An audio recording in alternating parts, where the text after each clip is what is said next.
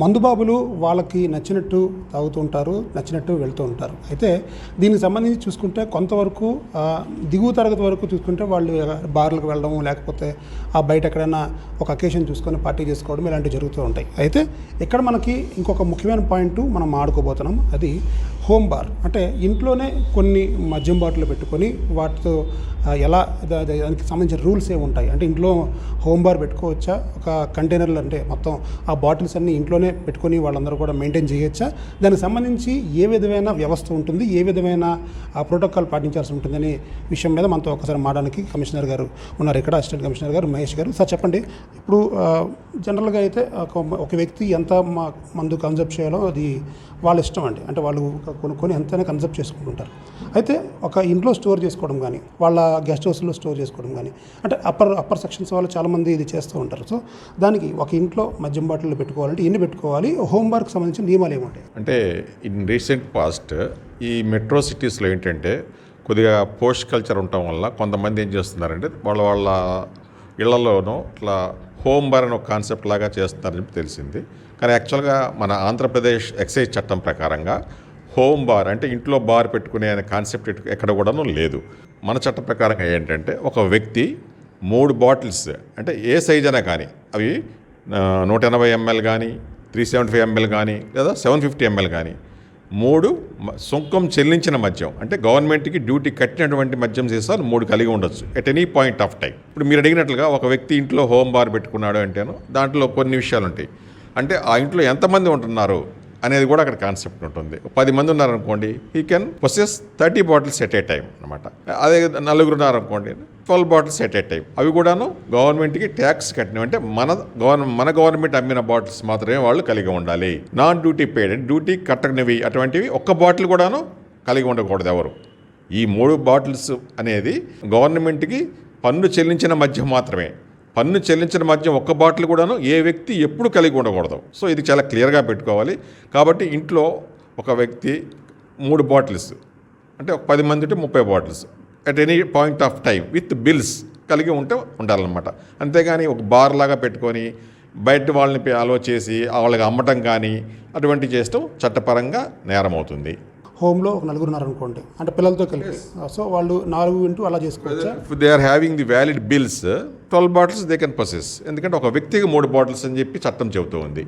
కాబట్టి అది ఆ లిమిట్ బ్రేక్ చేస్తే దానికి ఏముంటాయి పరిణామాలు ఏముంటాయి? డెఫినెట్గా ఇప్పుడు ఆ లిమిట్ చేసినప్పుడు అన్ఆథరైజ్డ్ పొజిషన్ అంటాం అనమాట. అంటే వితౌట్ బిల్స్ ఒక వ్యక్తి కలిగి ఉన్నాడు కాబట్టి 10 లీటర్ల వరకు కానీ ఉంటే అది కూడా అది మొదటి అఫెన్స్ అయితే, అంటే ఫస్ట్ టైం అఫెన్స్ చేస్తూ ఉంటే అతనికి కాంపౌండ్ ఫీజు ఉంటుందన్నమాట. ఏది చట్ట ప్రకారంగా చర్య తీసుకుంటాము. That is a bailable section. Notice ఇచ్చి వదిలిపెట్టి అతనికి ఇది. అదే కానీ సెకండ్ టైం చేస్తూ 10 లీటర్లు దాటితే మాత్రం అతన్ని 34A of AP excise act కింద శిక్షించడం జరుగుతుంది. జైలుకి వెళ్తే 7 సంవత్సరాల వరకు కూడాను అతనికి జైలు శిక్ష పడే ఇది ఉంటుందన్నమాట. కాబట్టి ఈ చట్టాలను ప్రతి ఒక్కరు తెలుసుకొని ఈ చట్టానికి లోబడి మద్యపానం చేయటం కానీ లేదా మద్యాన్ని కలిగి ఉండటం కానీ చేయాలి. స్టేట్ ఎక్సైజ్ అంటాం అనమాట. ఇది liquor is exclusively subject of the state. లిక్కర్కి సంబంధించిన ఏ చట్టం చేయాలో స్టేటే చేస్తుంది, సెంట్రల్ గవర్నమెంట్ చేయదన్నమాట.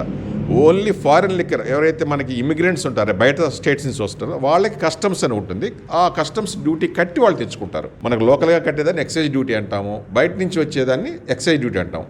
వాళ్ళు అది కట్టి తీసుకొచ్చుకుంటారు వ్యాలిడ్ పర్మిట్ తోటి. అంతేగాని కేంద్ర ప్రభుత్వం ఎటువంటి నిబంధనలు పెట్టదు, ఓన్లీ రాష్ట్ర ప్రభుత్వమే పెడుతుంది. సార్, ఇప్పుడు ఒకళ్ళు రేపు పార్టీ అని కానీ ఎల్లుండి పార్టీ అని కానీ సపోజ్ ఫెస్టివల్ కానీ ఫంక్షన్ కానీ ఉందనుకోండి, ఒక 10 to 20 బాటిల్స్ వాళ్ళు 750 లీటర్స్ కానీ లేకపోతే ఏదైనా కావచ్చు వాళ్ళు తెచ్చుకొని స్టోర్ చేసుకోవాలంటే ముందుగా ఎక్సైజ్కి ఏమైనా ఇన్ఫర్మేషన్ ఇవ్వాలా?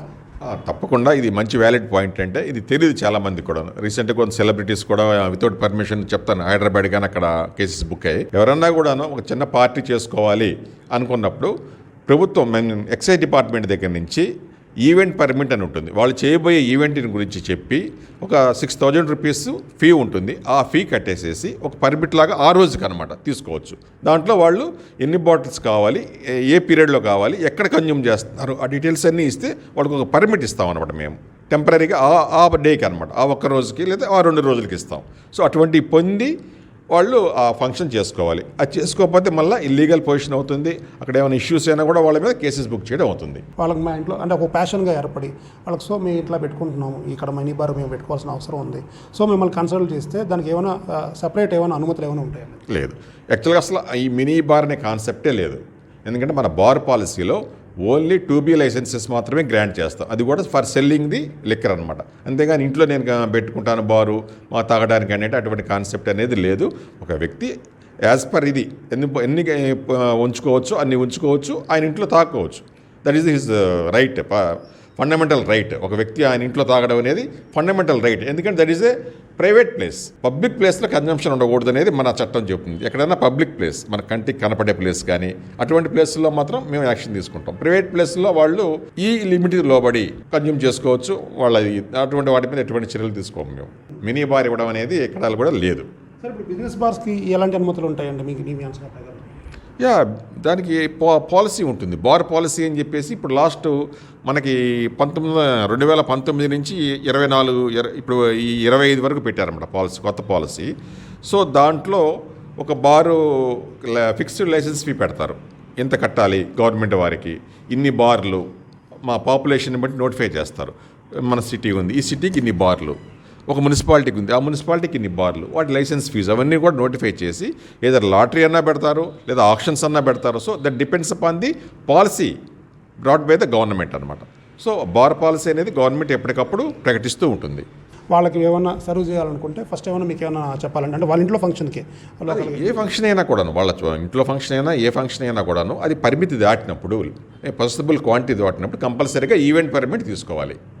తీసుకుంటే సరిపోతుంది. సార్, తర్వాత ఇంకొక విషయం లాస్ట్ పాయింట్ అంటే ఇప్పుడు ప్రత్యేకించి నియమ నిబంధనలు తెలియని వారికి అంటే ఇప్పుడు గబుక్కుని కన్సెప్షన్ చేస్తారు, వాళ్ళు ఎంత బాటిల్స్ 10-20 కన్సెప్షన్ చేస్తారు, వాళ్ళకి ఎలాంటి నియమ నిబంధనలు తెలియవు. సో ఓవరాల్గా కూడా ఎక్సైజ్ డిపార్ట్మెంట్ నుంచి మీరు చెప్తున్న రూల్స్ అండ్ రెగ్యులేషన్స్ ఏమి? అదే ప్రతి ఒక్కరు కూడాను ఈ నియమ నిబంధనలు ఎక్సైజ్ చట్ట ఏం చెప్తుంది అంటే ఎవరైతే ఈ లిక్కర్ కన్జ్యూమ్ చేయాలనుకుంటున్నారో లేదా ఒక పార్టీ చేసుకోవాలనుకుంటున్నారో లేదా ఒక ఈవెంట్ చేసుకోవాలనుకుంటున్నారో వాళ్ళందరూ కూడా ముందు తెలుసుకోవాలి చట్టం ఏం చెప్తుంది అనేది. సో ప్రతి వ్యక్తి 3 బాటిల్స్ కంటే ఎక్కువ కలిగి ఉంటే కంపల్సరీగా ఈవెంట్ పర్మిట్ తీసుకోవాలి. ఏదైనా ఒక ఈవెంట్ చేసుకోవాలి, ఒక సెలబ్రేషన్ చేసుకోవాలి, ఒక చిన్న మీటింగ్ పెట్టుకోవాలి అనుకున్నప్పుడు ఎక్సైజ్ డిపార్ట్మెంట్ వాళ్ళని సంప్రదించి, లోకల్ ఆఫీసర్స్ ఉంటారు, మా ఎక్సైజ్ సూపరింటెండెంట్ వారి ఆఫీస్ ఉంది విశాలాక్షి నగర్లో, ఆయన సంప్రదిస్తే ఆయన ఒక 6,000 రూపాయలు ఉంటుంది ఫీజు. అది కట్టించుకొని మిగిలిన డీటెయిల్స్ అన్నీ తీసుకొని ఎక్కడైతే మీరు సెలబ్రేట్ చేసుకోవాలన్నారో ఆ ప్రిమిసెస్ని విజిట్ చేసి, అది కూడా మళ్ళీ స్కూల్ పక్కన గుడి పక్కన అట్లా ఉండకూడదు అనమాట. ప్లస్ అటువంటి ఫంక్షన్లో ఎటువంటి ఇల్లీగల్ యాక్టివిటీస్ జరగకూడదు. ఏంటి ఈ డ్యాన్సెస్ కానీ రేవ్ పార్టీస్ లాగా జరగకూడదు, డ్రగ్స్ తీసుకోవడం కానీ అలాంటివి ఏమి ఉండకూడదు. ఫ్యామిలీ ఫంక్షన్ అయి ఉండాలి. ఓన్లీ వాళ్ళ రిలేటివ్స్ వాళ్ళకి మాత్రమే అలో చేసే విధంగా ఉంటే కంపల్సరీగా మేము అనుమతులు ఇస్తారు. సార్, ఇప్పుడు ఒకవేళ గతంలో కూడా మనం చూసాము సీతంధార లాంటి ఏరియాస్లో రైడ్ జరిగినప్పుడు వాళ్ళ దగ్గర బిల్స్ ఉన్నాయి అని చెప్పేసి అది ఎగ్జాప్షన్ ఇచ్చారు. దానికి సంబంధించి ఏం చెప్తారంటే 3 కన్నా ఎక్కువ బాటిల్స్ ఆయన దగ్గర ఉన్నాయి, అంటే డిఫెన్స్ కావచ్చు అండ్ నాన్ డిఫెన్స్ కావచ్చు ఉన్నాయి. సో అలాంటి సందర్భాల్లో ఏం చెప్తాము? బిల్స్ ఉన్నా కూడాను ఒక మనిషి ఎన్ని ఉంచుకోవాలో అన్నే ఉంచుకోవాలి. అంతేగాని బిల్స్ ఉన్నాయి కదా అని చెప్పి నేను ఇంటి నిండా పెట్టుకుంటే నువ్వు వాడిని ఏం చేస్తావు అనేది ఎవరికి తెలియదు కదండి. You maybe misutilising it.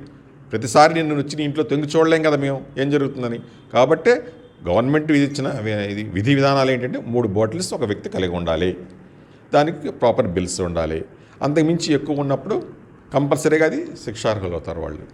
Bar అనే పాలసీ రాష్ట్రంలో ఆంధ్రప్రదేశ్లో ఎక్సైజ్ డిపార్ట్మెంట్ సంబంధించి లేదని చెప్తున్నారు.